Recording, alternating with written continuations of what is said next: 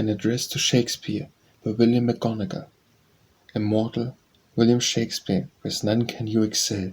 You have drawn out your characters remarkably well, which delightful to see enacted upon the stage, for instance, the lovesick Romeo or Othello in a rage. As your writings are a treasure which the world cannot repay, he was the greatest poet of the past or of the present day, also the greatest dramatist, and is worthy of the name.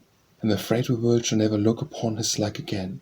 His tragedy of Hamlet is more sublime, and for purity of language nothing can be more fine. For instance, to hear the fair Ophelia making a moan at her father's grave, sad and alone. In his beautiful play, as you like if, one passage is very fine.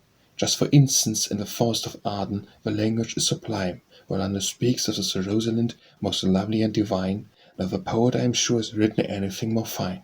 As the language is spoken by the church and by the advocate at the bar, here and there and everywhere throughout the world afar, as the writings about with gospel truths, moral and sublime, and I am sure my opinion were surpassing fine.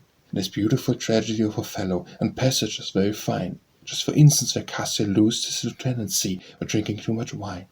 And in grief he exclaims, "Oh, that man should put an enemy in their mouths to steal away their brains." This great tragedy of Richard III, one passage is very fine, the Chess of York invokes the aid of the divine, for to protect her innocent babes from the murderer's uplifted hand, and smite him powerless and save the babes. I'm sure they really grant.